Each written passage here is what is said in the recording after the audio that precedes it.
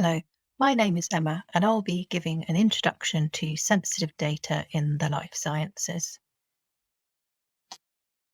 The learning objectives of this RDMbite are to know what sensitive data is, to know the different types of sensitive data, and to understand the things to consider when working with sensitive data. Sensitive data is information that must be protected against unauthorized access. What is considered sensitive data changes depending on national laws, therefore differs by country. There are different types of sensitive data. Personal data includes information that can individually identify a person. This includes names or identification numbers. It also includes personal location data such as GPS or mobile phone data. Other categories of personal data are genetic, physical, and cultural information.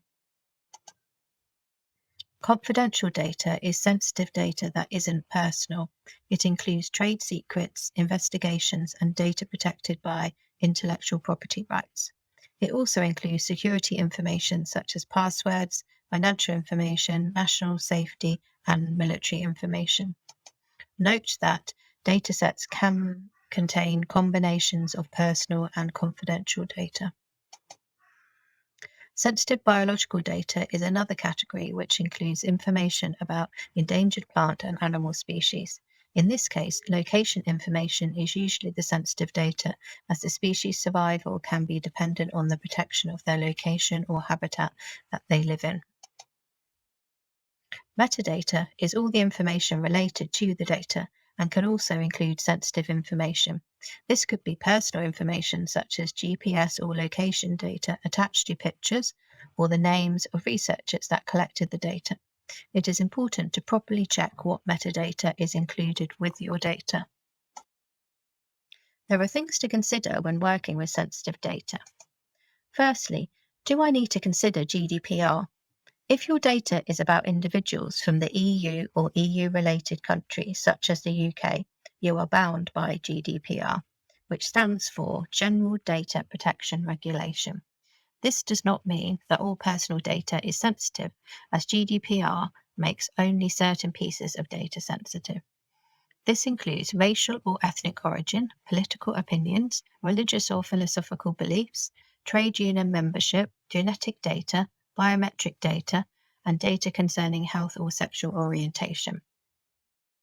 Most information in life sciences is under the health and genetic data categories, so is considered sensitive under GDPR.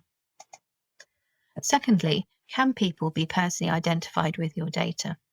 Life science research data rarely contains personally identifiable attributes such as names and dates of birth. When you get access to research data, it would usually already have been de-identified. De-identification is the process used to prevent someone's personal identity from being revealed. You need to know the de-identification status of your data. For some studies, there is a cohort owner, often a clinical party or trusted third party, that can map the study participants' keys or codes back to names and surnames. This would be considered pseudo-anonymous in terms of de-identification status.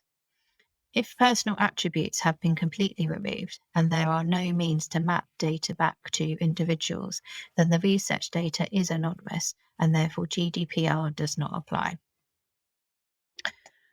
The next thing to consider is that anonymizing data can be difficult. This is particularly the case if your dataset has a wide variety of attributes or has unique patterns that no more than a dozen people in the whole world have. This would mean you could not consider your dataset anonymous, as it could be easily linked back to individual people. You also need to consider that in the future, technology may be more powerful and your anonymous dataset may not stay that way forever. Please see our RDMbite on anonymization and pseudo-anonymization for more information. So can sensitive data still be fair data? Yes, sensitive data can be fair.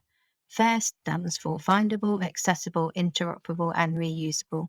And the FAIR Guiding Principles is a framework for sustainable data management. To be in line with the FAIR principles, the data does not have to be open. It is actually the metadata that needs to be fully accessible. So in most cases, this is possible with sensitive data sets. Please see our RDMbite on the FAIR principles for more information.